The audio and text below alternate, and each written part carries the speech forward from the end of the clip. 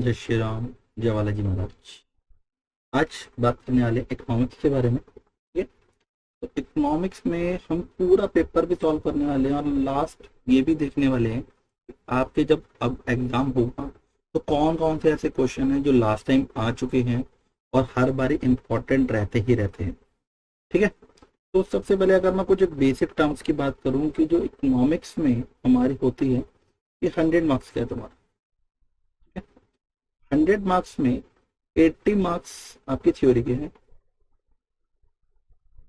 और 20 मार्क्स तुम्हारे टीएमए के।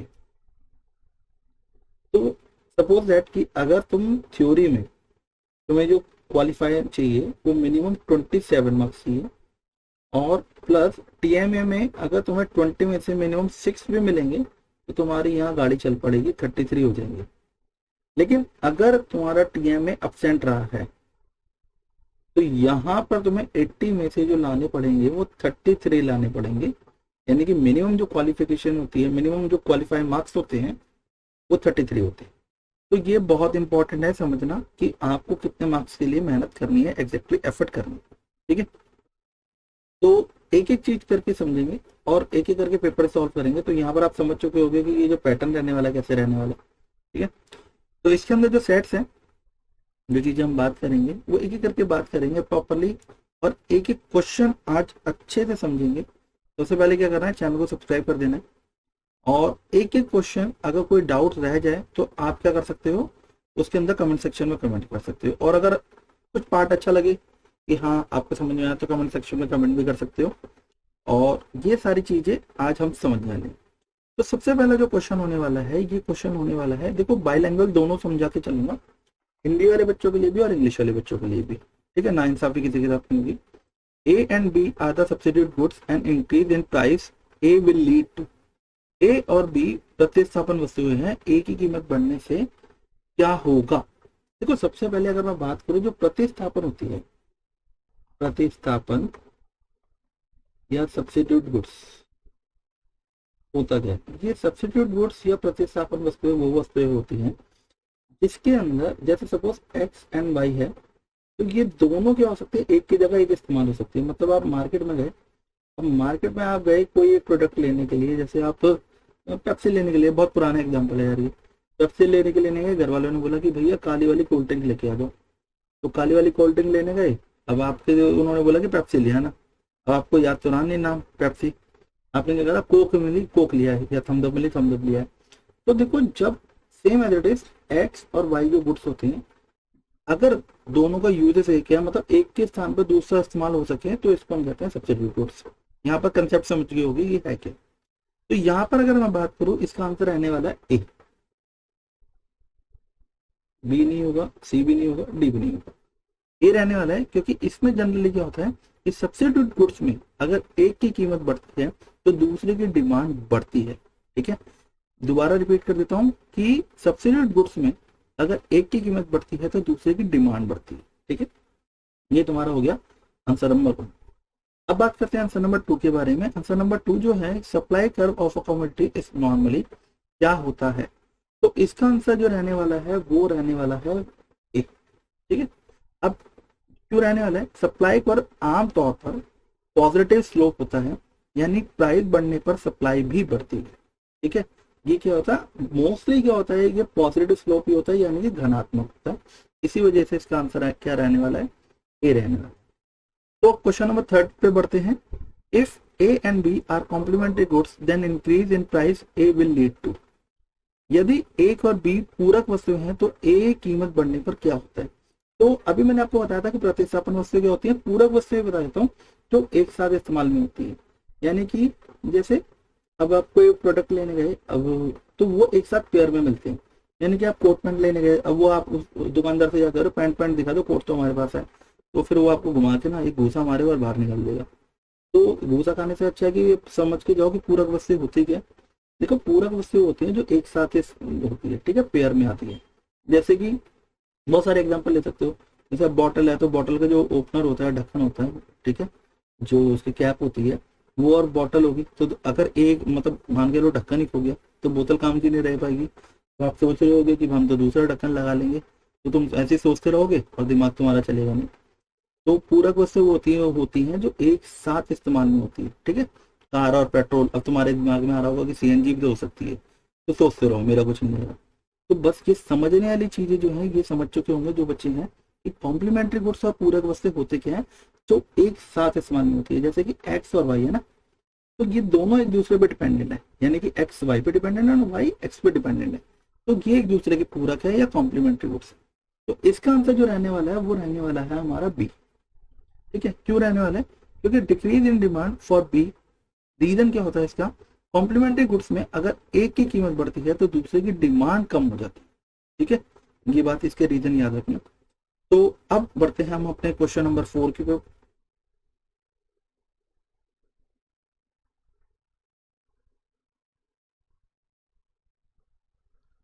क्वेश्चन नंबर 4 जो हमारा रहने वाला है, एक एक करके इसके बारे में बात करते हैं कि जनरली ये है क्या कि average punctuality to consume to equal to औसत उपयोग प्रवृत्ति बराबर होती है। तो इसका जो आंसर रहने वाला है, ये आंसर हमारा रहने वाला है सी, ठीक है। ये सी जो होती है ना, delta C upon delta Y, देखो डेल्टा का मतलब होता है ना चेंजेस है, तो सी डिनोट करता है कंजम्पशन को और वाई जो डिनोट करता है वो हमारी होती है इनकम। तो इनकम में जितना बदलाव आ रहा है, ठीक है, वो हमारा डेल्टा वाई है, और जितना हमारा मतलब कंजम्पशन में हमारा बदलाव आ रहा है वो हमारा डेल्टा सी है। तो जो क्वेश्चन नंबर 4 का आंसर रहने वाला है वो हमारा क्या रहने वाला है, सी रहने वाला है, ठीक है। यहाँ तक होपफुली आपको समझ में आ चुका होगा। अब बात करते हैं क्वेश्चन नंबर 5 के बारे में। क्वेश्चन नंबर 5 में विच of the following is included in the national income, निम्नलिखित में से किसे राष्ट्रीय आय में शामिल किया जाता है। तो इसका आंसर रहने वाला है सी, नियोजकों से पाया उपहार, gift receive from the employer. बाकी 3 आपके नहीं होने वाले। देखो टाइम बहुत लिमिटेड है, वीडियो बहुत लंबी हो जाएगी क्योंकि हम पूरा टॉपिक समझने वाले हैं और पूरा पेपर सॉल्व करने वाले हैं, तो मैं सारे ऑप्शन नहीं समझा रहा हूँ, मैं फिलहाल जो मेन है वो आपको वो समझा के चल रहा हूँ, ठीक है। तो इसका आंसर सी रहने वाला है, ठीक है। अब बढ़ते हैं हम अपने क्वेश्चन नंबर 6 के पास, इसको रेज भी कर देते हैं।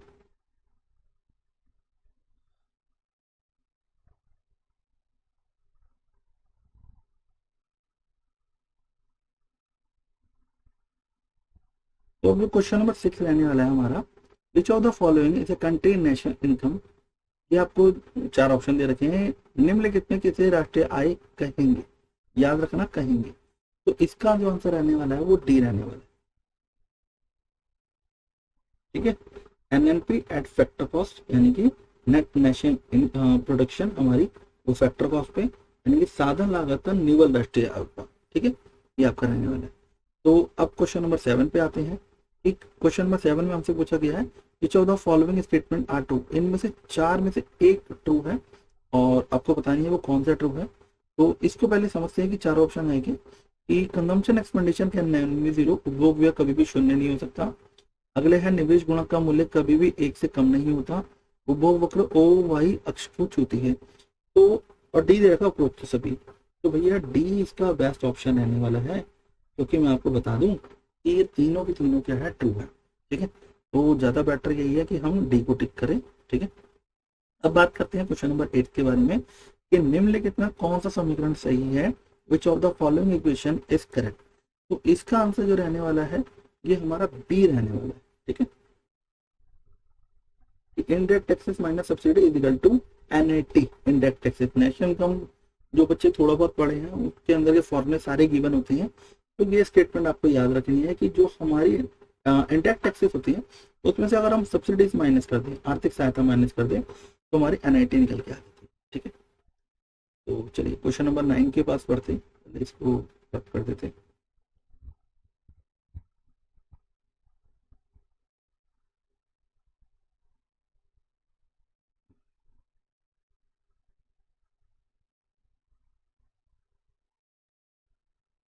क्वेश्चन नंबर 9 हमारा होने वाला है कि रेवेन्यू एक्सपेंडिचर क्रिएट करते हैं, क्या क्रिएट करते हैं, लायबिलिटी एसेट्स को, बोथ एसेट्स एंड लायबिलिटी को, या नॉन दिस। तो ये जो होती है ये लायबिलिटी को क्रिएट करते हैं,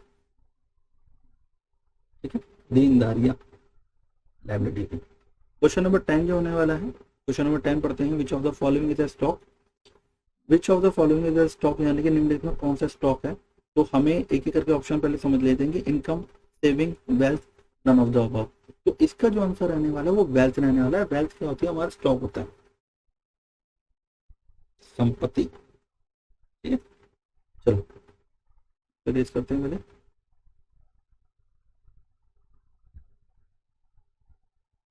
फिर आते हैं क्वेश्चन नंबर 11 पे।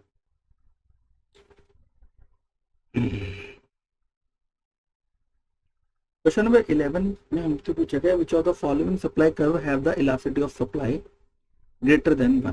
ठीक है, निम्नलिखित में किस पूर्ति वक्र की लोच एक से अधिक होती है? तो चार ऑप्शन हमें दिए गए हैं, पहले पढ़ लेते हैं इनको। Supply curve the passing through the origin, supply curve cutting O X axis, supply curve cutting O Y axis, none of the above. तो इसका जो आंसर रहने वाला है वो ए रहने वाला है, supply curve passing through the origin. जब आपूर्ति वक्र उत्पत्ति बिंदु से गुजरता है तो मांग की लोच क्या होती है? एक से अधिक होती है। ठीक है, तो आंसर हमारा जो रहने वाला है 11 का हमारा 1 रहने वाला है। ठीक है, क्वेश्चन नंबर 12 की अगर बात करें तो क्वेश्चन नंबर 12 पढ़ लिया। Product the homogeneous under, homogeneous under मतलब एक्चुअली चार ऑप्शन दिए गए हैं, perfect competition, monopolistic competition, both A and B, या फिर नन ऑफ द अबव। देखो के बी से खेल रहे हैं, एक तो आंसर टिक करना ही करना है। तो परफेक्ट कंपटीशन इसका करेक्ट आंसर है और आप जीत चुके हैं 6,40,000 रुपए। मजाक कर रहा हूँ। ठीक है, परफेक्ट कंपटीशन इसका आंसर आने वाला है। क्वेश्चन नंबर 13 की अगर बात करें कि when the demand of goods increase demand curve, कि जब वस्तु की मांग में वृद्धि होती है तो मांग वक्र क्या होता है? देखो बिना टाइम वेस्ट करे बताता हूँ, ए होता है। फालतू की चीजें नहीं करनी। मैंने बताया यार वीडियो लंबी जाने वाली है और मुझे पता है तुम इसको क्या करोगे, 2x और 3x पे लगा के देखोगे, आंसर अंदर देखोगे, बड़े शान है सब जानते हो। तो चलो कोई बात नहीं, तुम्हारा काम निकलना चाहिए यार, तुम पास हो जाओ कैसे भी करके।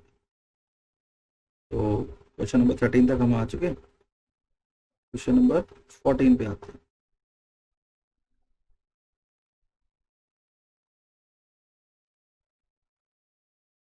तो क्वेश्चन नंबर 14 है हमारा, supply curve parallel to O Y axis is. Option दिए गए हैं, इलास्टिसिटी ओ वाई एक्स के समांतर पूर्ति वक्र जो होता है, लोचदार पूर्ति वक्र होते हैं, बिलोचदार होते हैं, पूर्णतया लोचदार, पूर्णतया बिलोचदार। तो बिना टाइम वेस्ट करे चलो इसका आंसर बताता हूँ। 14 का जो रहने वाला है ना आंसर की सी रहने वाला। 14 का सी क्यों रहने वाला है, रीजन बता देता हूँ। क्योंकि अगर आपने डिग्री पढ़ रखी हो, इलास्टिसिटी ऑफ डिमांड के अंदर की होती है, तो उसके अंदर आपको बहुत अच्छे तरीके से समझ में आ जाएगा ये। ठीक है, तो क्योंकि अभी यार टाइम नहीं है इतना सारे टॉपिक पढ़ाने का, तो आप सीधा आंसर करो, आगे बढ़ो। ठीक है, आगे क्वेश्चन नंबर 15 में रखा है, the firm has to accept the price determined by the industry under. इसमें फर्म का उद्योग द्वारा निर्धारित कीमत को स्वीकार करनी पड़ती है। तो जो 15 का रहने वाला है वो बी रहने वाला है, पूर्ण प्रतियोगिता के अंदर। ठीक है, अंडर परफेक्ट कॉम्पिटिशन। हालांकि ये मार्केट एग्जिस्ट नहीं करती है पूर्ण प्रतियोगिता जिसके अंदर वस्तु की कीमत, सारी वस्तुओं की कीमत एक ही बराबर होती है, प्राइस सब भी बराबर होता है, ऐसा होता ही नहीं है। ठीक है, मैंगो शेक वाले भी आजकल जो प्राइस होते हैं वो 10, 20, 30 लगते हैं सारे रेडी वाले। तो क्वेश्चन नंबर 16 पे आ जाते हैं हम। ठीक है,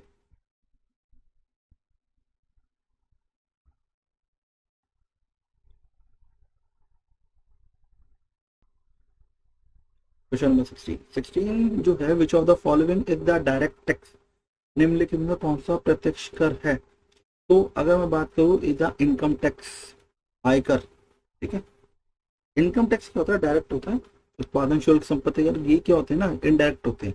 तो उपरोक्त अभी तो वैसे ही नहीं होगा। ठीक है, तो आंसर जो रहने वाला है 16 का वो रहने वाला है सी, इनकम टैक्स। सबसे ज्यादा कौन देते हैं? अक्षय कुमार भाई साहब, बहुत ज्यादा टैक्स देते हैं।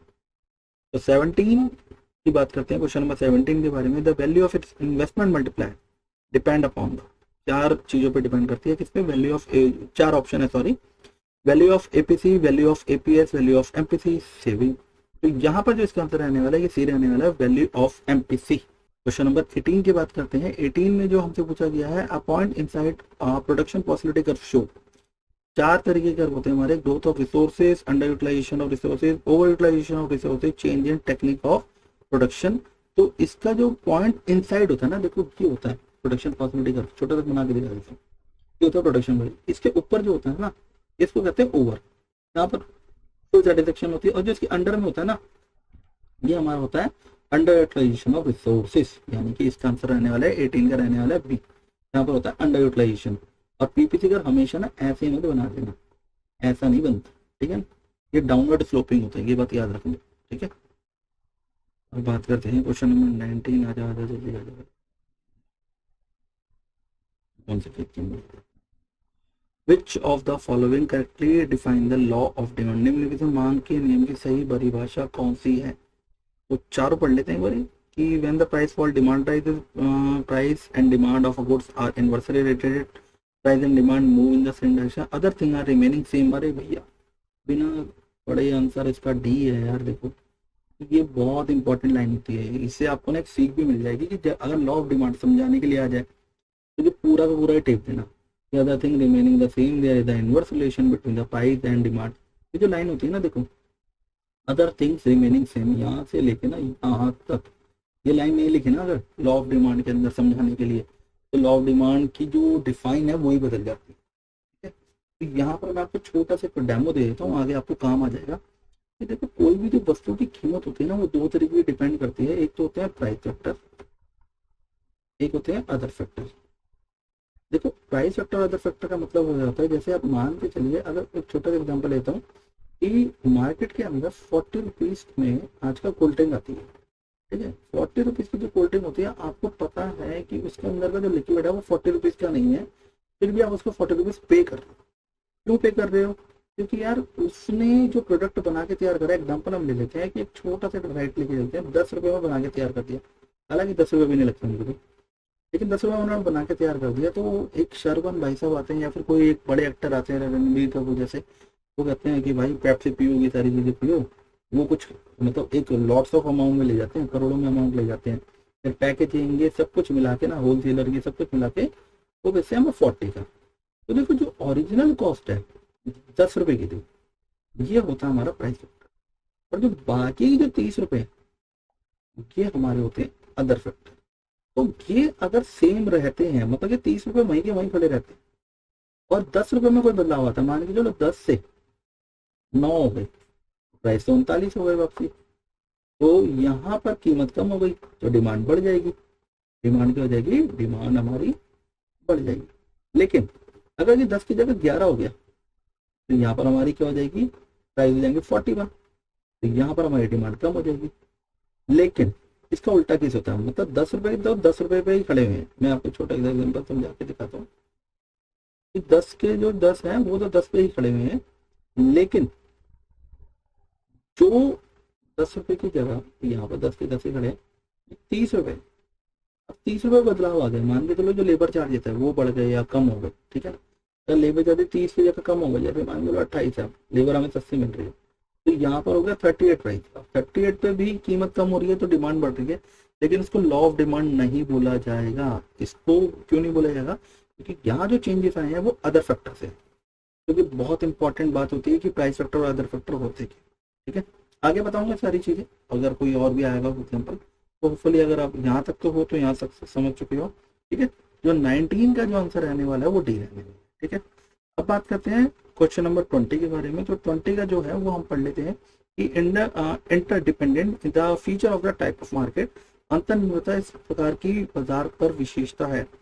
पूर्ण प्रतियोगिता, एकाधिकार, एकाधिकारी और अल्पाधिकार। चलो पहले मैं चारों मार्केट बताया था।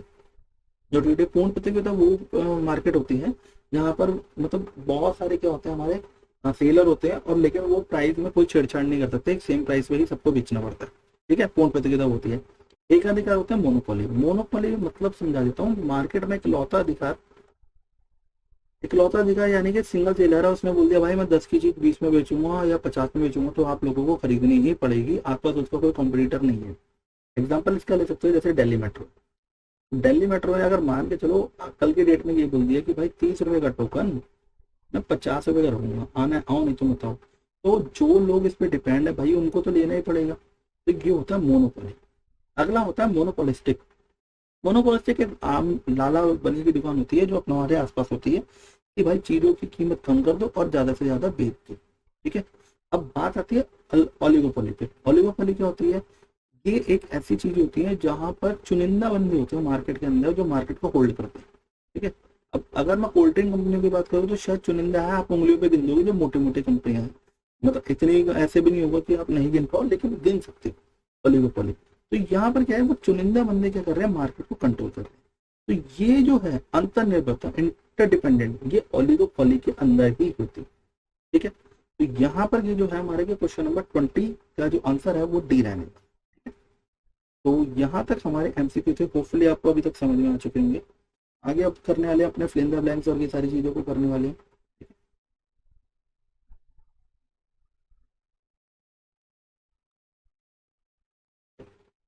अब बात करते हैं क्वेश्चन नंबर 21 के बारे में। पहले इसको थोड़ा स्क्रीन पे नीचे स्क्रॉल कर लेते हैं। 21 में कुछ चीजें हैं। तो 21 जो क्वेश्चन हमारा रहने वाला है, इसके अंदर हम देखते हैं कि पूछा क्या गया है, या पूरा पढ़ लेते हैं। In a government budget the receipt the either create a liability or reduce asset is called dash receipt, while the one of which neither create liability nor reduce assets is called dash. Hindi में भी यही दे रखा है कि सरकारी budget में जो प्राप्ति देनदारी उत्पन्न करती है उसे परिसंपत्ति घटाती है, वह डैश प्राप्ति कहलाती है, जबकि ना तो देनदारी उत्पन्न करती है ना ही परिसंपत्ति घटाती है, वह डैश प्राप्ति कहलाती है। तो देखो जो पहले में आने वाला है ना, वो हमारा आने वाला है कैपिटल रिसिप्ट। तो पहला ऑप्शन है ना यहाँ पर, ये इसमें ले लेते हैं, इसको ले लेते हैं फॉर एग्जाम्पल हम ए, ये जो है ना इस पोर्शन पे इसको ले लेते हैं, इसको हम कहेंगे कैपिटल रिसिप्ट। यहाँ पर आएगा कैपिटल यानी कि पूंजीगत। ठीक है, और दूसरे के अंदर जो रहेगा वो बी है हमारा। बी के अंदर क्या रहने वाला है हमारा, कि रेवेन्यू रिसिप्ट रहने वाला है। रेवेन्यू रिसिप्ट यानी कि हमारा इसको हिंदी में क्या कहते हैं, राजस्व कहते हैं। तो ठीक है, राजस्व प्राप्ति कहते हैं। तो मैं आपको एक छोटा सा एक आइडिया दे देता हूँ। इसमें क्या होता है कि देखो सरकार ना दो तरीके से पैसा कमाती है, एक तो कैपिटल रिसिप्ट से, एक हमारी रेवेन्यू रिसिप्ट से। अगर किसी सरकार ने पैसा कमा लिया और सरकार पैसा कमाते वक्त देखो, मान के लो कल को प्रॉपर्टी बेच दी सरकार ने किसी तरीके की, तो पैसा तो तब भी आ गया, तो वो पैसा आया उससे हमारी क्या हो गई, असेट्स में कम हो गई। यानी कि जहां पर आपके असेट्स और लाइबिलिटी पे फर्क पड़ता है वो हमारी होती है पूंजीगत, और जहां पर असेट्स और लाइबिलिटी पे कोई फर्क नहीं पड़ता, सीधी सीधी डायरेक्टली इनकम आ रही है, तो वो हमारी होती है राजस्व। अब आप सोच रहे हो यार ऐसी कौन सी इनकम होती है, देखो फाइन लगता है यार, इतना सारा फाइन लगता है ना, रोड के चलान करते हैं अच्छे खासे, ठीक है, या फिर हमारे फाइन हो गए, ठीक है, और टैक्सेस हो गए, ये सारी चीजें होती हैं कि टैक्सेस भी हमारे इसके के अंदर इंक्लूड करते हैं, तो ये हमारे रेवेन्यू होते हैं। ठीक है, तो होपफुली आंसर नंबर 21 आपको समझ में आ चुका होगा। तो चलिए अब बात करते हैं क्वेश्चन नंबर 21 के बारे 22 के बारे में। सर बीच में मिल गया।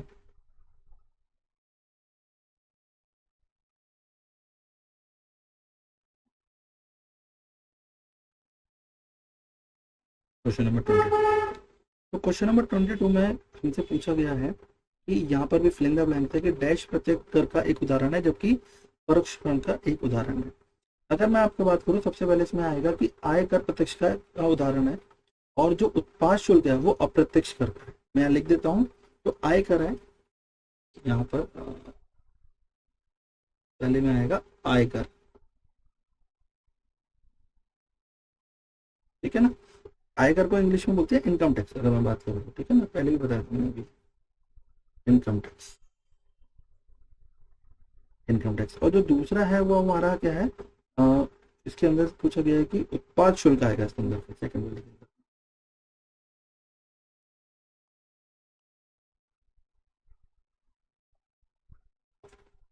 उत्पाद शुल्क आएगा इसके अंदर, ठीक है। उत्पाद शुल्क जो इंग्लिश में कहते हैं वो इनडायरेक्ट टैक्सेस कहते हैं, एक बात याद रखिए। तो यहाँ पर होपफुली आपको समझ में आ चुका होगा। अब पूछते हैं क्वेश्चन नंबर 3 में, जो हमसे पूछा गया है कि मूल्य का मापक डैश कार्य है जबकि मूल्य का संग्रह मुद्रा का एक डैश कार्य है।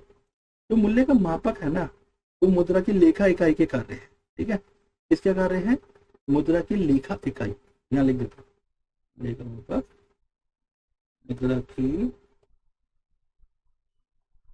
मुद्रा की इकाई, ठीक है, यहाँ पर जो है।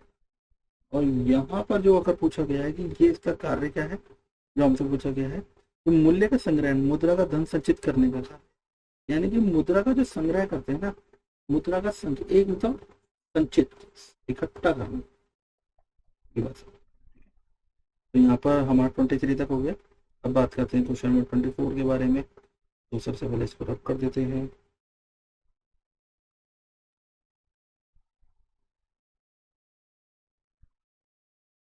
क्वेश्चन नंबर 24 जो हमारा होने वाला है, क्वेश्चन नंबर 24 पढ़ते हैं हम कि dash is an example of real flow while dash is an example of money flow and economic.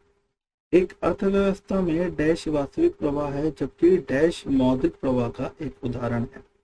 तो मैं एक बात करूं कि सबसे पहले आपको समझा दूं कि वस्तु और सेवाएं जो होती हैं वो वास्तविक प्रवाह का उदाहरण होती है। ठीक है, वस्तु और सेवाएं। तो यहाँ पर मैं पहले लिख देता हूँ, यहाँ पर अच्छे तरीके से यार आप लोगों को समझ में आ जाएगा।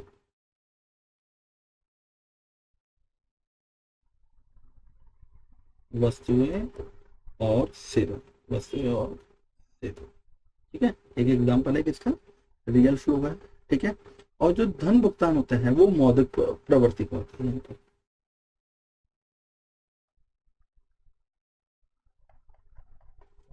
ठीक है, अब वस्तु और सेवा को जो इंग्लिश में कहते हैं वो गुड्स और सर्विसेज कहते हैं। ठीक है, और जो धन भुगतान होता है ना वो हमारा, वो हमारी क्या होती है, मनी पेमेंट्स होती है। ये बात याद है। यहाँ पर 24 भी हो गया। चलो आंसर नंबर 25 पे आते हैं। क्वेश्चन नंबर 25 पे पहले पढ़ते हैं कि ट्रू और फॉल्स है। एक बात याद रखना यार, देखो अगर तुक्का भी मारना है तो तरीके से तुक्का मारना है। ऐसा तो मैं पूरा पेपर सॉल्व इसलिए करा रहा हूँ मैं आप लोगों को पता लग सके कि एग्जैक्टली क्या है। और इकोनॉमिक ऐसी चीज है कि इसमें भाई बहुत सारे क्वेश्चन अटक जाते हैं आगे पीछे के। तो यहाँ पर तुक्का भी मारना है तो तरीके से मारना है, लेकिन मैं आपको एग्जैक्टली आंसर बता के चल रहा हूँ। वीडियो के एंड तक बने रहना, वीडियो के एंड में भी बताऊंगा कि जिसको नहीं भी आया ना पेपर, वो तरीका क्या होता है पेपर करने का। तो ट्रू फॉल्स की बात करें, सबसे पहले जो पूछा गया हमसे वो पूछा गया है कि stationery purchase by an office is a final goods. Stationery अगर परचेज की जाती है ऑफिस के थ्रू, क्या ये फाइनल गुड्स होगी? हाँ, तो बिल्कुल ठीक है, ये पहला वाला ट्रू है। क्योंकि जो स्टेशनरी है वो डायरेक्टली खुद यूज कर रहे हैं ऑफिस वाले, वो आगे बेच नहीं रहे। तो ऐसे गुड्स जो डायरेक्टली खुद ही यूज करे जाते हैं वो ट्रू होते हैं। ठीक है, सॉरी ट्रू नहीं होते, वो फाइनल गुड्स होते हैं। तो ये ट्रू है। और जो आगे पूछा गया है, sugar purchase by the shopkeeper is the intermediate goods. अगर शुगर परचेज करी जा रही है किसमें, इंटरमीडिएट मतलब शॉपकीपर के लिए, क्या वो इंटरमीडिएट गुड्स होगी? हाँ भाई बिल्कुल होगी। तो शॉपकीपर क्या करेगा भाई, चाय बना के थोड़ी पिएगा सारी चीनी की, आगे ग्राहकों को भी बेचेगा। तो उसके लिए वो क्या है, एक मध्यवर्ती वस्तु। मध्यवर्ती वस्तु होती है, यानी देखो फाइनल गुड्स वो होते हैं जो आगे बेचे जाते हैं, सॉरी फाइनल गुड्स होते हैं जो हम खुद अपने लिए इस्तेमाल करते हैं, और मध्यवर्ती या इंटरमीडिएट गुड्स वो गुड्स होते हैं जो अभी हमें रखना है और हम प्रॉफिट के लिए आगे बेच देंगे, तो हमारे मध्यवर्ती गुड्स होते हैं। तो यहाँ पर हमारे आंसर नंबर 25 तक हमारा हो चुका है। इसके पहले आप कर देते हैं यार। अब आ जाते हैं क्वेश्चन नंबर 26 के पे।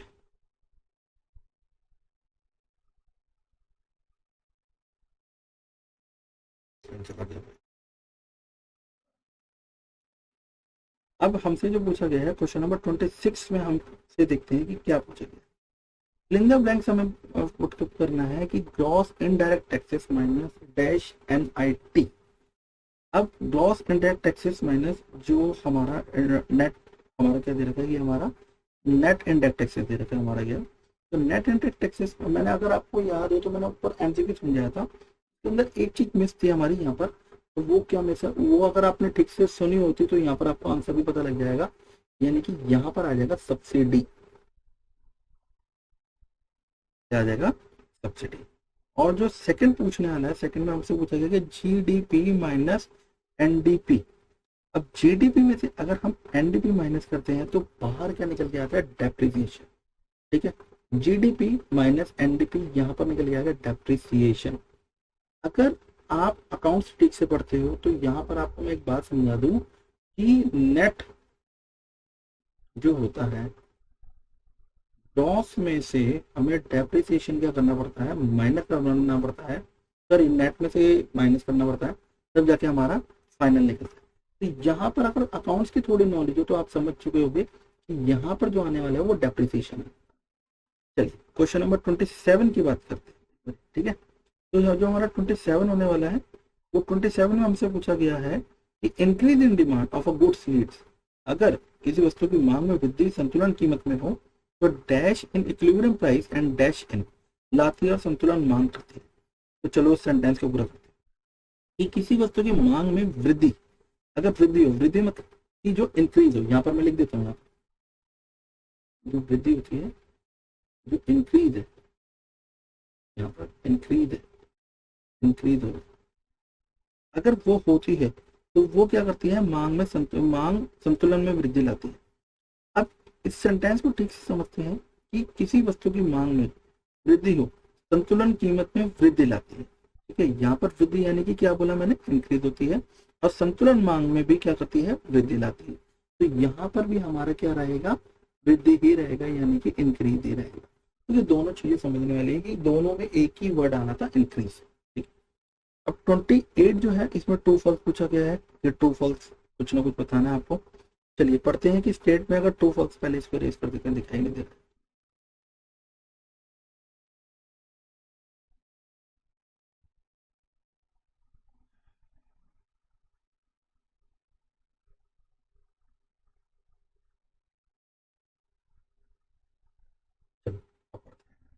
जो 28 में पूछा गया है कि demand curve of form under the perfect competition is the perfectly elastic.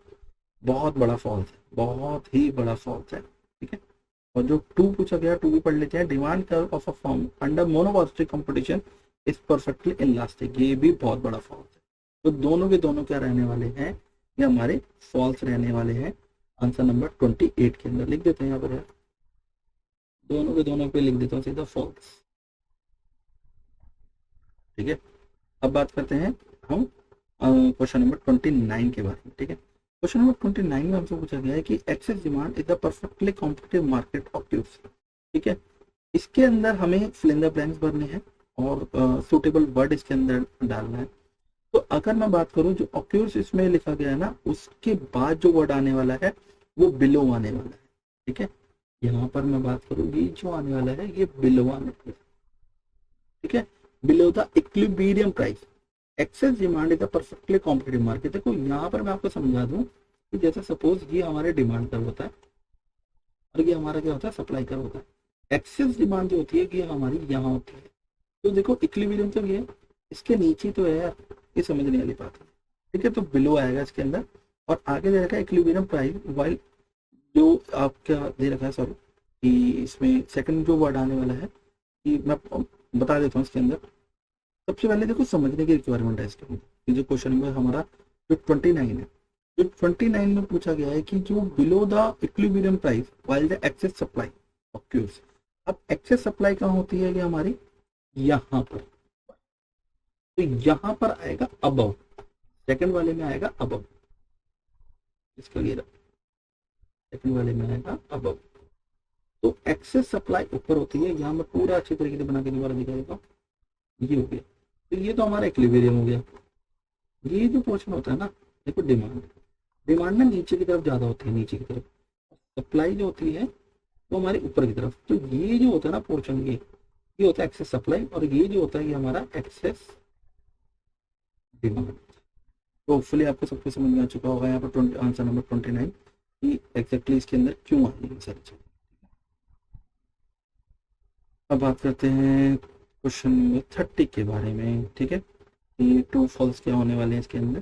तो given good do not follow the law of demand, true है बिल्कुल।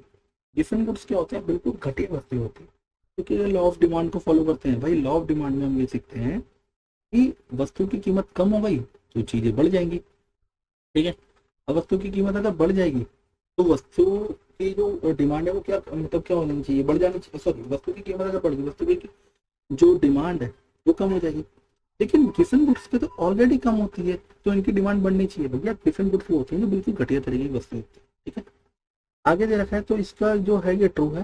पहले जो 30 का मैं लिख देता हूँ यहाँ पर ट्रू है। और जो सेकंड है हमारा, normal goods follow the law of demand, तो नॉर्मल गुड्स तो यार फॉलो करते हैं, ये भी हमारा क्या रहने वाला है, ट्रू। दोनों के दोनों क्या रहने वाले, ट्रू। अब बात क्वेश्चन नंबर 31 के बारे में। क्वेश्चन नंबर 31 में हमसे पूछा गया है, when the price of a commodity dash falls, income of the consumer, when the price of a commodity falls, income of the consumer increase। ठीक है, अगर जो प्राइस है कमोडिटी के वो फॉल्स करते हैं, ठीक है, क्या करते हैं, फॉल्स करते हैं, कमोडिटी फॉल, तो income of the consumer increase, income of the consumer क्या हो जाती है, इंक्रीज हो जाती है। ठीक है, तो अब आ जाते हैं आंसर नंबर 32। ठीक है, तो 32 जो आपसे पूछा गया है कि ये भी फिल इन द ब्लैंक्स में आ रहा है। ठीक है, तो देखो ऑलमोस्ट कितने सारे फिल इन द ब्लैंक्स, अगर आप ठीक से चीजें पढ़ के जाते हो ना, फिल इन द ब्लैंक्स में इतने सारी चीजें कवर हो जाएंगी कि पास होने लायक तो उसमें बनी जाओगे। तो यहाँ पर हमसे पूछा गया है कि goods which are use together are called, ठीक है, goods which are use together called, इसको जो कौन से गुड्स होते हैं ये होते हैं हमारे कॉम्प्लीमेंट्री। मैंने पहले भी बताया था कि वो गुड्स जो एक साथ प्रयोग में आते हैं वो कौन से होते हैं, हमारे कॉम्प्लीमेंट्री गुड्स होते हैं।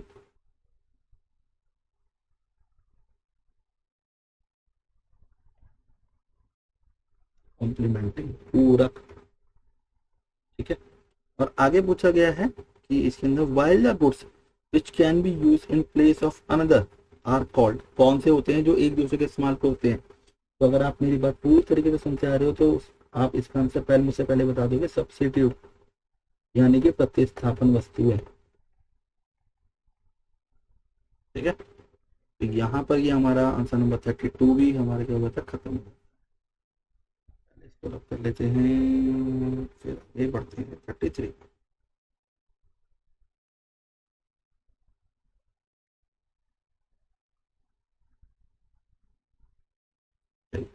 अगर बात करें तो 33 है हमारा वो क्वेश्चन जो पहले पढ़ लेते हैं, इसमें कि demand curve parallel to X axis show the perfectly. अगर परफेक्टली आ रहा है तो परफेक्टली के आगे कौन सी डिमांड होगी, ये इलास्टिक डिमांड, ठीक है। कौन सी डिमांड होगी कि हमारी इलास्टिक, लिख देते हैं यहाँ पर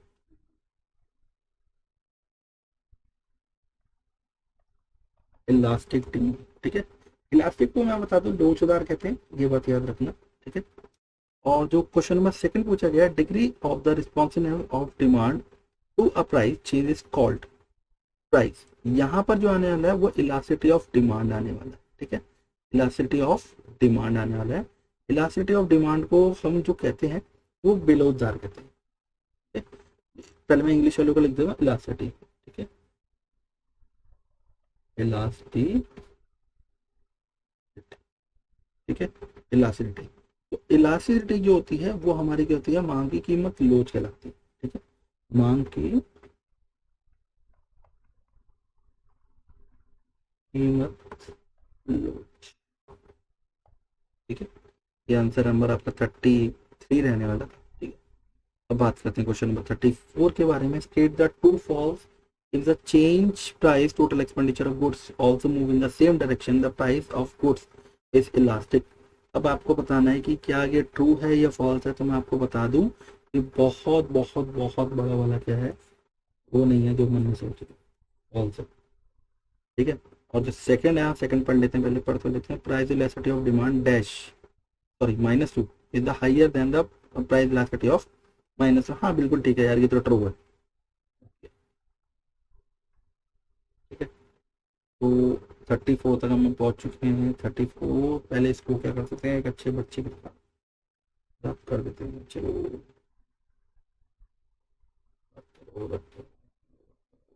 आ जाते हैं 35 पे।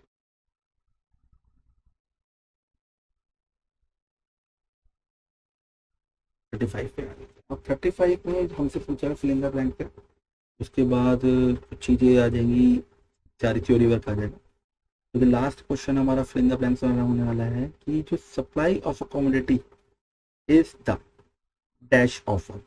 यहाँ पर आएगा क्वांटिटी ऑफर। कौन सी चीज क्या करती है, ये क्वांटिटी ऑफर करती है, quantity, quantity, quantity offer for a sale price during a given period of time, ठीक है, during a given period of, during a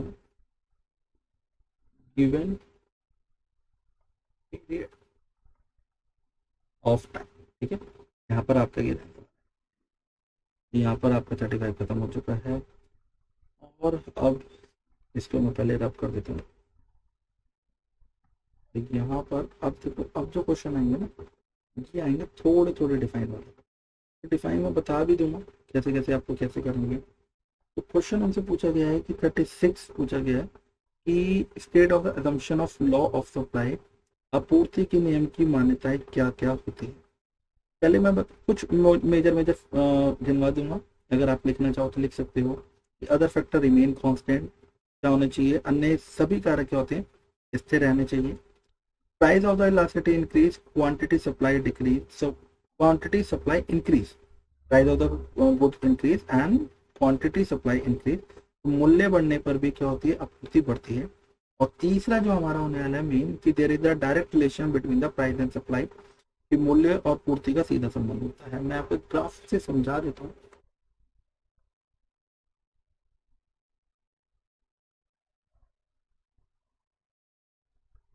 देखो यार, ये होता है हमारा प्राइस, ये होती है क्वांटिटी, और ये होता है सप्लाई का। तो प्राइस बढ़ेगा तो सप्लाई भी बढ़ेगी। प्राइस बढ़ा, इक्विलिब्रियम यहाँ से यहाँ शिफ्ट हो जाएगा।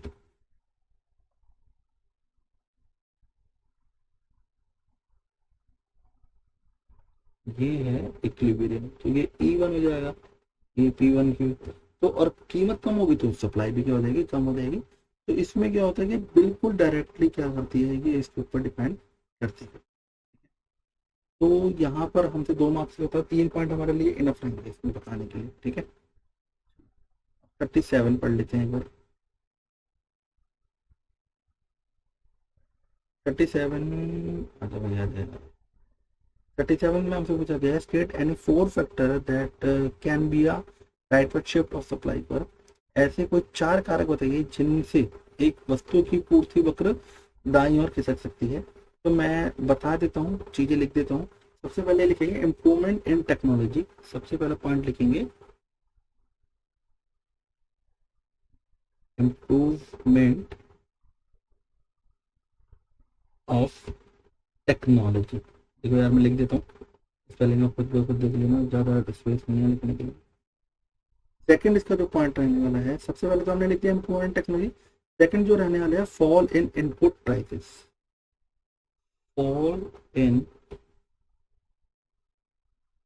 Input prices. ठीक है। थर्ड, इसमें आप लिख सकते हो कि increase in a number of seller, increase number of seller. ठीक है, तो इसके 3 पॉइंट बहुत ही होने वाले। ठीक है, हिंदी वालों के लिए बता देता हूँ, जो पहले वाला है वो तकनीक में सुधार होता है, इम्प्रूवमेंट इन टेक्नोलॉजी। सेकंड वाला जो हमने लिखा है कि फॉल इनपुट प्राइसेस, कच्चे माल में जो गिरावट आती है, कीमत में जो गिरावट आती है। और जो दे रखा है increase number of seller, seller को विक्रेता कहते हैं, तो इस विक्रेताओं की संख्याओं में क्या होती है, वृद्धि। ठीक है, तो यहाँ पर होपफुली आप समझ चुके होंगे। तो चलिए अब नेक्स्ट आंसर पे बढ़ते हैं।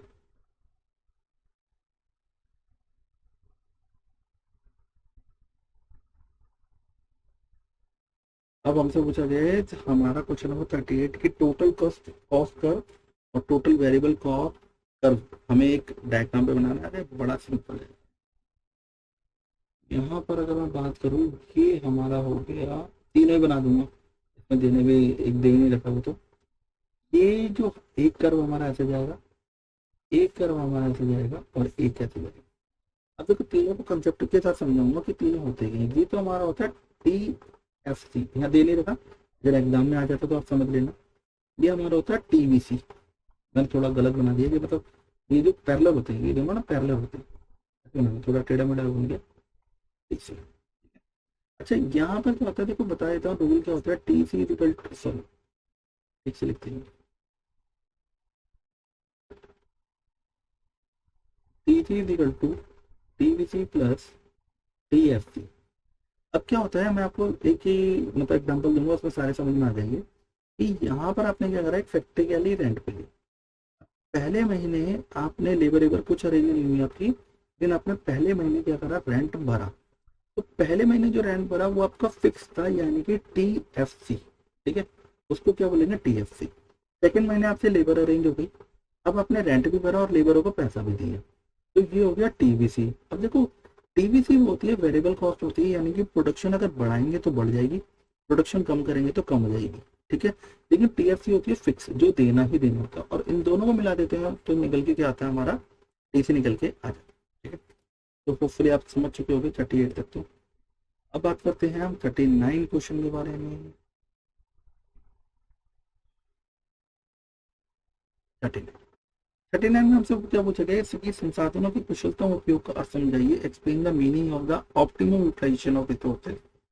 तो अगर मैं बात करूं optimum utilization of resources mean the using the available of the resources in the most efficient and the effective way to achieve the desired output without any wastage. ठीक है, इसका ये डिफाइन रहने वाली है। ठीक है, अगर किसी बच्चे को डिफाइन चाहिए हो तो इन चीज़ों को डिफाइन चाहिए हो तो बता देना, अभी मैं बता देता हूँ वैसे, लेकिन मैं प्रॉपरली मैं आपको पीडीएफ में फॉर्म में इसको आंसर दे दूँ। ठीक है, जिसको चाहिए वो क्या कर देना, कमेंट कर देना, कमेंट में मिल जाएगी। ठीक है, तो अब आ जाते हैं क्वेश्चन नंबर 40 के बारे में। देखो यार 40 ना बहुत इंपॉर्टेंट है, बहुत मोस्ट इंपॉर्टेंट क्वेश्चन, ज्यादातर पूछा जाता है। अब यहाँ पर है देखो मीडियन, एक बात बता देता हूँ, mean plus mode plus median, एक तो प्रैक्टिकल भी कर लेना। अब प्रैक्टिकल करने के साथ ना थ्योरी भी बहुत बारी पूछी जाती ही, और ये जो इसके ऑप्शन में इंडेक्स नंबर कैरेक्टर ये भी बहुत इंपॉर्टेंट है। तो ये दोनों ऐसे क्वेश्चन हैं जो मोस्टली आपके आते ही आते हैं। ठीक है, तो अगर बात करो, चलो पहले वाले जो आंसर रहने वाले हैं, डिफाइन द मीडियन, इसका जो रहने वाला है median the middle value of the data that when the arrange the ascending और द डिसेंडिंग ऑर्डर। ठीक है, इंडिविजुअल सीरीज जो होती है वो मीडियन के इक्वल टू टर्म में होती है, डिस्क्रीट सीरीज जो होती है वो कॉम्युलेटिव फ्रीक्वेंसी होती है। कॉम्युलेटिव फ्रीक्वेंसी का मतलब क्या होता है कि एक आपको नंबर दे रखा होता है एफ, और यहाँ पर अगर आपको याद हो क्लास 10 के अंदर सी एफ निकालते थे, इसको प्लस करेंगे फिर इसको भी प्लस करेंगे, इसको भी प्लस करेंगे, ये सारे टर्म्स होते थे। ठीक है, तो ये इसका आंसर रहने वाला है। और जो आपसे पूछा कि characteristics of the index number, इसके दो पूछे गए हैं। तो पहला होता है इसका index number measure the changes in the level of the variable or group of the related variable over time. और सेकंड जो रहता है इसका, they are the express in the percentage terms in the show the relative changes. ठीक है, तो ये इसके दो रहने वाले हैं, और मैंने बता भी दिया इसमें इंपॉर्टेंट क्या क्या होने वाला है। ठीक है, तो चलो 41 पे आ जाते हैं, पहले इसको रब कर देते हैं।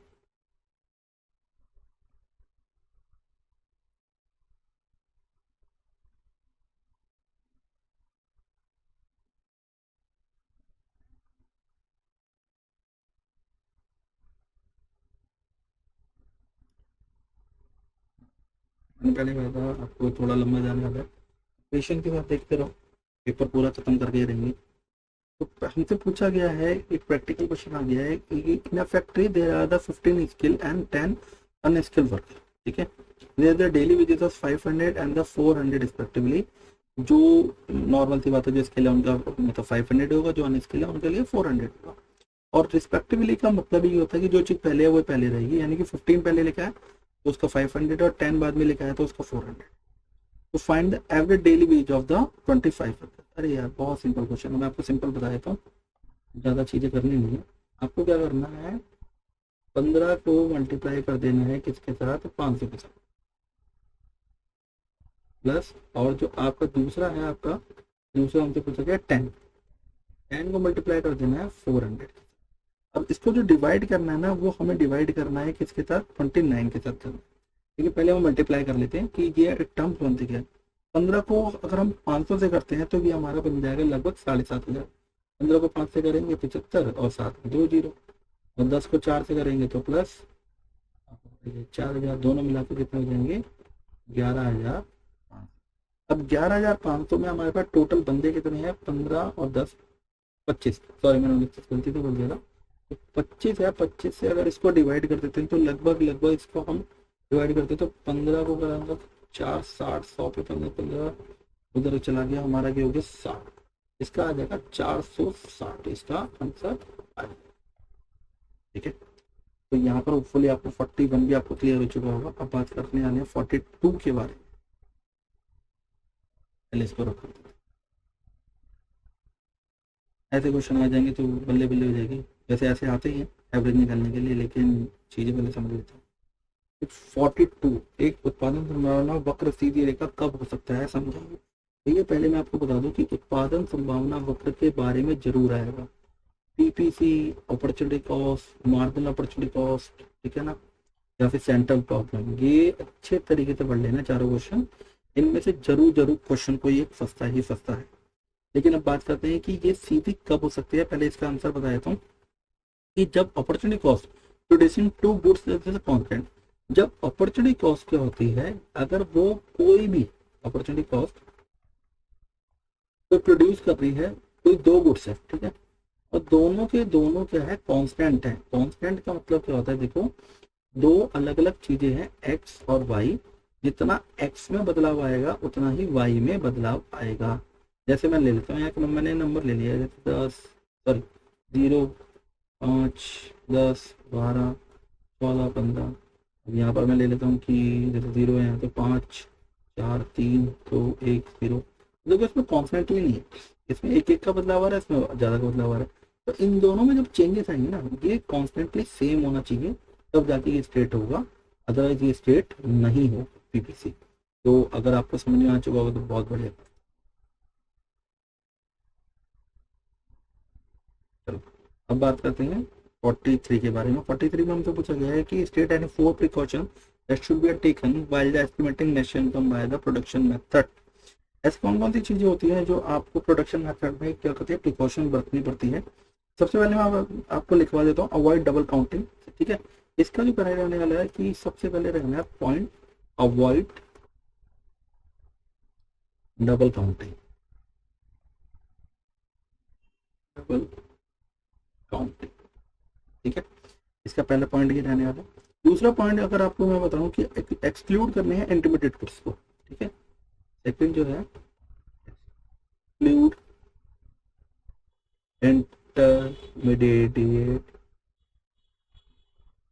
गुड्स, ठीक है। थर्ड अगर बात करें, इंक्लूड करते हैं ओनली दो the value final goods and service. आपको सिर्फ उन्हीं वैल्यू को इंक्लूड करना है, इंक्लूड करना है फाइनल गुड्स को, फाइनल गुड्स। और जो चौथा रहने वाला है, do not include the transfer payment, यानी कि आपको वो जो ट्रांसफर पेमेंट है वो इंक्लूड नहीं करना, ठीक है। तो ये इसके चार इसके आंसर मतलब पॉइंट्स रहने वाले हैं, ठीक है। चलिए आगे बढ़ते हैं जल्दी से।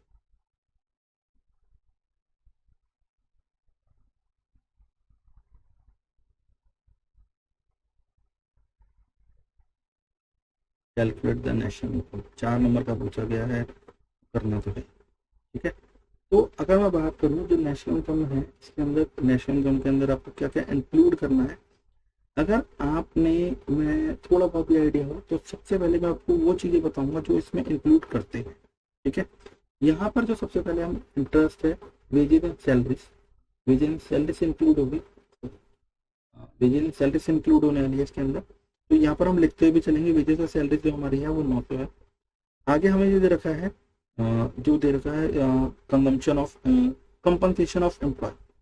अब देखो वेजेस एंड सैलरी क्या है, वो वेज एंड सैलरी किसका पार्ट होता है, कंपनसेशन का। तो यहाँ पर आप वेजेस एंड सैलरी छोड़ के ना हमें कंपनसेशन लेना है, क्योंकि वेजेस और सैलरी क्या होता है, कंपनसेशन का ही क्या होता है, पार्ट होता है। तो यहाँ पर हम सबसे पहले जो प्लस करेंगे वो 1050 प्लस करेंगे, ठीक है। उसके ऊपर के दो कोई प्लस नहीं करना। आगे हमसे पूछा गया रेंट। अब जो रेंट हमें दे रखा है वो हमें दे रखा है 300, तो इसके अंदर भी क्या होता है, रेंट प्लस होता है, तो 300 भी प्लस कर लेते हैं, ठीक है। नेक्स्ट हमसे पूछा गया है एनआईटी। एनआईटी हमें दे रखा है 100। अब एनआईटी इसके अंदर क्या करता है, इंक्लूड करा जाता है, तो यहाँ पर भी हम क्या कर लेते हैं, तो इसको इंक्लूड कर लेते हैं। आगे दे रहा गया net factor income from abroad. अब ये क्या है, -50 है। वैसे तो भी ऑलरेडी माइनस में दे रखा है, अगर प्लस में होता तो प्लस करते, लेकिन अब माइनस में है तो इसको हम क्या कर देंगे, सीधा माइनस कर देंगे, ठीक है। नेक्स्ट हमसे पूछा गया है कि प्रॉफिट, प्रॉफिट तो जरूर इंक्लूड होता है। प्रॉफिट कितना दिया गया हमें, 400, ठीक है। नेक्स्ट हमसे पूछा गया है अगला point, consumption of fix capital. Consumption of fix capital अगर मैं बात करूँ, ये आपको मैं समझा देता हूँ कि कंजम्पशन ऑफ फिक्स कैपिटल हमारी डेप्रिसिएशन होती है, तो डेप्रिसिएशन को इसके अंदर हम नहीं लेके चलेंगे अभी फिलहाल, ठीक है। आगे दे रखा है employers contribution to your social security. ये जो सोशल सिक्योरिटी है हमारी, ये हमारी इसमें इंक्लूड नहीं होती है, ठीक है। तो हम जो हमारे मेजर मेजर टर्म्स होने वाले हैं कि 1050 हमारे हो गया, 300 हो गया, 100 हो गया, 400 हो गया, इसको हम प्लस करेंगे और 50 को हम क्या कर देंगे, माइनस कर देंगे। तो जो भी आंसर आएगा आप इसका आंसर निकाल सकते हैं, इसके अलावा और कुछ भी हमें करना नहीं, ठीक। तो अब बात करते हैं नेक्स्ट क्वेश्चन के बारे में। चलिए इसको कर देते हैं।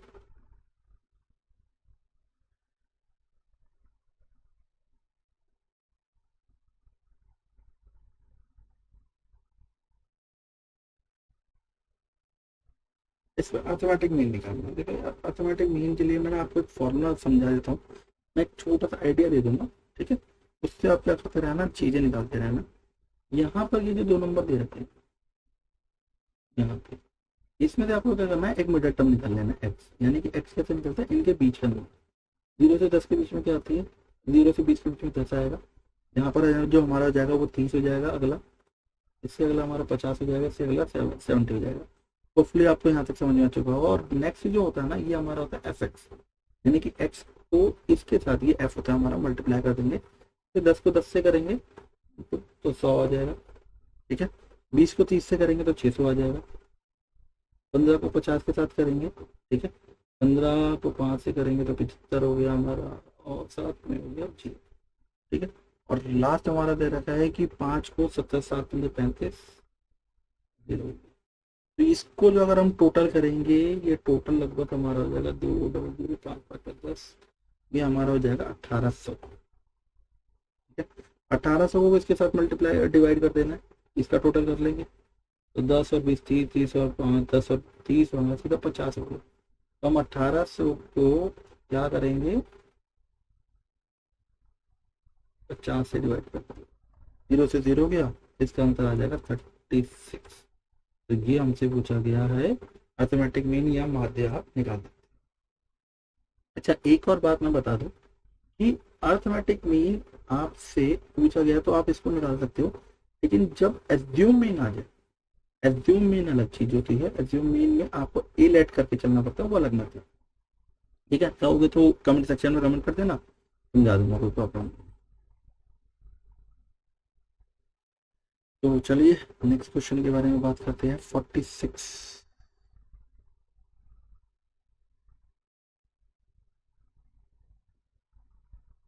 अब यहाँ पर आपसे पूछा गया है, एक टेबल है जो आपको कंप्लीट करना है। निम्नलिखित तालिका को पूरा कीजिए, आउटपुट आपको दे रखा है और टीसी आपको दे रखा है। अब ये जो टीसी है इसके साथ हमें एमसी समझना है और एबीसी भी समझना है, ठीक है। अब ये एक टेबल पूरा कंप्लीट करना है, तो लेकिन मैं आपको एक चीजें इसके लिए ना प्रैक्टिकल थोड़ा आपको आना चाहिए, ठीक है।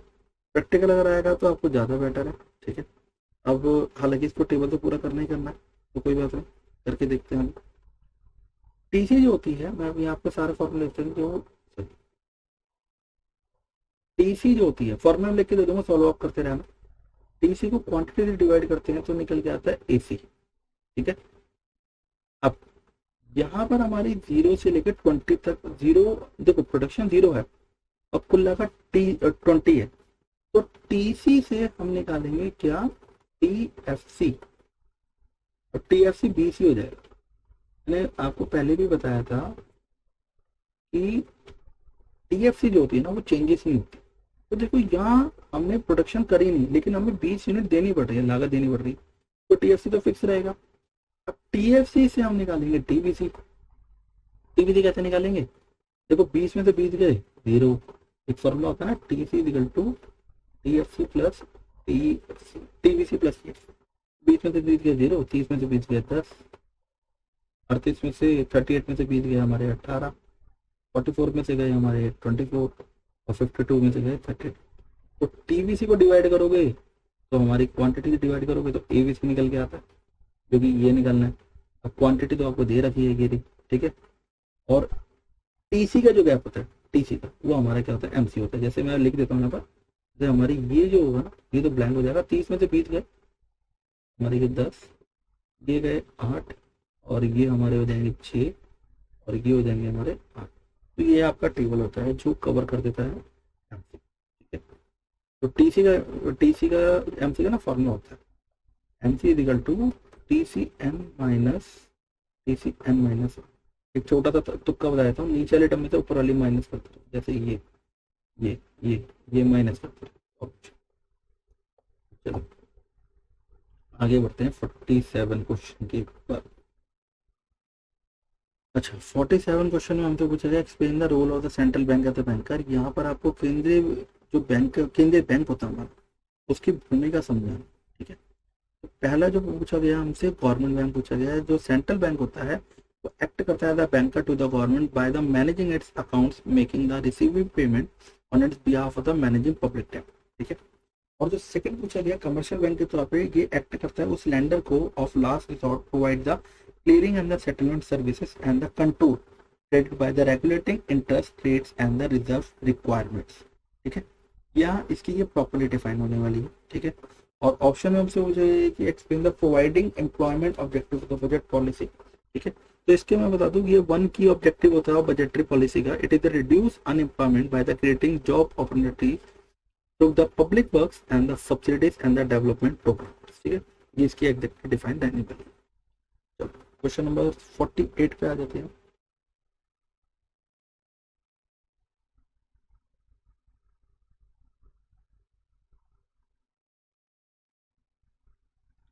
48 जो रहने वाला है, ये हमसे पूछा गया है कि जो कन्वेंशन फंक्शन है हमारा वो एमपीसी 0.8 दे रखी है, ऑटोनोमस फंक्शन हमारा 500 दे रखा है, और calculate the consumption expenditure is the level of income 10,000, ठीक है। तो अगर मैं आपको बात करूं कि मैं एक फॉर्मूला दे देता हूं आपको, उससे आप लिख सकते हो C equal to CA plus MPC into Y. तो ये जो सी होता है ना, ये हमारा ऑटोनोमस होता है। ऑटोनोमस का मतलब होता है जो बदलाव नहीं होंगे, जो फिक्स रहेंगे, जो कि आपको दे रखा है 500, ठीक है। प्लस एमपीसी 0.8 है, उसको आप 10,000 से क्या कर दोगे, मल्टीप्लाई कर दोगे। अब जब इसको 10,000 से मल्टीप्लाई करोगे तो क्या निकल के आएगा 8,000, 500 ये रे, 8,000 ये रे, आंसर आ जाएगा 8,005, ठीक है। तो इसका आंसर ये पूरा पूरा हो जाएगा, ठीक है। अब 49 पे आ जाते हैं।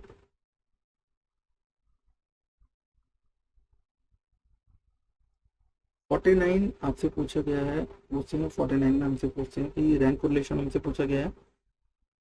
Following the table show the mark of 5 in English, calculate the rank correlation. अच्छा, रैंक कोरिलेशन इसमें बताना है। रैंक कोरिलेशन में आपको बताया था, आपको रैंक देना है यार इसके, ठीक है। जैसे सबसे छोटा नंबर भी ले सकते हो, सबसे बड़ा भी ले सकते हो। जैसे मैं ले लेता हूँ इंग्लिश, और यहाँ ले लेता हूँ हम इकोनॉमिक्स के, इंग्लिश और इंग्लिश के दे रखे हैं 14, 11, 10, 18, 9, इको के दे रखे हैं 12, 15, 8, 16, 10। तो जिस बच्चे ने नहीं करा वो देख लो, इंग्लिश और इको के लिए मैं कोई भी एक नंबर ले लेता हूँ, सबसे छोटा नंबर लेता हूँ। याद रखना कि अगर यहाँ से छोटा लिया तो यहाँ से भी छोटा लेना, और यहाँ से बड़ा लिया तो यहाँ से भी बड़ा लेना। मैं छोटे नंबर पे ले रहा हूँ, जैसे 9 को मैं यहाँ लिख देता हूँ 1, इसको देना R1, और ये जाएगा हमारा R2। ये हो गया 1, 9 से बड़ा नंबर है 2, 10 के बाद ये हो गया 11, 3, 11 के बाद 14 हो गया हमारा 4, और ये हो गया हमारा 5, और R2 में हो गया हमारा 8 हो गया 1, 8 के बाद हो गया 10, 2, 10 के बाद 12 हो गया 3, और 15 हो गया हमारा 4 से हो गया 5। एक और कॉलम मिल जाएगा यहाँ पर R1 माइनस R2, 4 में से 3 गए 1, 3 में से 4 गए -1, 2 में से गया 1, 5 में से 5 गए 1 हो गया। अब यहाँ से R1 माइनस R2 ये किसके बराबर होता है, डी के बराबर, सॉरी डी के बराबर। तो डी के बाद हमें डी की स्क्वायर भी निकाल लेंगे। डी की स्क्वायर निकालेंगे तो ये हो जाएगी हमारी 1 की हो जाएगी 1 की भी हो जाएगी 1 की हो जाएगी। डी स्क्वायर का जो टोटल आ जाएगा वो आ जाएगा लगभग 4। तो रैंक कोरिलेशन का फॉर्मूला होता है 1 minus 6 alpha D square N square minus. अब यहाँ पर आपको क्या करते हैं, ये वैल्यू सारी पुट कर देंगे, ठीक है। जब आप वैल्यू पुट कर दोगे इसके अंदर एन स्क्वायर माइनस एन, यानी सॉरी एन क्यू होता है यहाँ पर, एन माइनस एन, तो एन होता है हमारा टोटल ऑफ नंबर टर्म। यहाँ पर मैं सॉल्व करके दिखाता हूँ। जो रैंक कोरिलेशन है 1 माइनस, अब डी स्क्वायर जो हमारा आ रहा है वो कितना आ रहा है, इसके हमने स्क्वायर करी 1 की स्क्वायर की हमारी क्या आ रही है सारी, टोटल जो आएगी ये 4 ही है। अब 6 × 4, ठीक है। अब नीचे जो हमारी एन की वैल्यू है वो हमारी 5 है, 5 की क्योंकि होती है 125 में से 5 के हमारे 120। तो 1 माइनस 6 × 4 हमारा हो गया 24, हो गया 120। 120 का एलसीएम लेते हैं तो 120 माइनस 24 डिवाइड बाई 120, तो ये हो जाएगा 96 डिवाइड बाई 120, जो भी आएगा वो हमारा आंसर होगा। एक और बात बता देता हूँ चेक करने के लिए कि हमारा आंसर -1 से लेके +1 के बीच में होना चाहिए। अगर 1 से बड़ा आ रहा है तो गलत है, -1 से आ रहा है तो गलत है, ये बात है। चलो ये भी हमारा क्या होता है जी। अब बात करने वाले हैं क्वेश्चन नंबर नेक्स्ट, यानी कि 50 के बारे में। लास्ट क्वेश्चन है ये हमारा, ठीक है, कि लेस्पियर प्राइस इंडेक्स हमारा क्या होता है। अच्छा, लेस्पियर प्राइस इंडेक्स का ना मैं आपको एक चीज बेसिक समझाया था ये होते क्या है। जो लेस्पियर प्राइस इंडेक्स है या उसका फॉर्मूला क्या होता है, ये सारी चीजें मैं आपको प्रॉपरली तरीके से समझाया था। उससे आपको ना ये क्लियर हो जाएगा कि अगर लेस्पियर या फिशर आ जाता है कि वो आपको अटेम्प्ट कैसे करना है, ठीक है। मैं आपको बेसिक टर्म्स समझाऊँ इसकी, कि इस पे क्या होती है, P1 जो हमारी होती है ये होता है हमारा करंट प्राइस, P0 जो होता है हमारा ये होता है प्रीवियस प्राइस। अब जैसे यहाँ पर दे रखा है, ये दे रखा है बेस ईयर, ये जो P है ना, ये P को हम लेंगे P0 और इस क्वांटिटी को हम लेंगे Q0, करंट यानी कि चालू। ये हो गया हमारा P1 और ये हमारी हो जाएगी Q। अब जो फिशर का फॉर्मूला होता है उसमें आप वैल्यू पुट करो और आंसर निकाल सकते हो। एक और बात ये समझाने के रुकने से पहले, बहुत बार आपको लिख के नहीं देगा कि बेस ईयर करंट ईयर होता है। जैसे मान के दे दिया, आपको दे दिया 2004 और 2006, तो आपको आइडिया लगा लेना है कि 2000 जो पहले का साल होगा वो हमारा क्या होता है, बेस होता है, और जो उससे बड़ा होता है वो हमारा क्या होता है, करंट। तो ये आपसे आप पाश्य पूछा गया था, लेस्पियर पूछा गया था, तो आपसे लेस्पियर भी कर लेना, आपको पाश्य भी कर लेना है और फिशर भी अच्छे तरीके से करना है। फिशर यही होता है, वैसे तो L/P होता है, लेस्पियर और पाश्य होता है। ये सारी चीजें आपको समझ लेंगे। यहाँ पर आपका ना पूरा का पूरा पेपर खत्म हो जाता है, कि जो पूरा का पूरा पेपर है इको का जो खत्म हो जाता है। अब मैं आपको ये बता चुका हूँ कि कौन कौन सी चीजें इंपॉर्टेंट है। इंपॉर्टेंट अगर मैं बात करूँ मोटी मोटी चीजें कि आपको कौन कौन सी चीजें करनी है, पीपीसी आपको अच्छी तरीके से करना है, पीपीएफ बहुत अच्छी तरीके से करना है, ठीक है। मीन मोड मीडियन इसके प्रैक्टिकल भी, मतलब कि मीन निकालना, मोड निकालना, मीडियन निकालना, और उसकी थ्योरी में मीडियन और मीन ये बहुत इंपॉर्टेंट है। सेंट्रल प्रॉब्लम आपको बहुत अच्छे से पढ़ लेनी है। अगर डिमांड पढ़ते जा रहे हो तो एक क्वेश्चन आता है, चेंज इन डिमांड,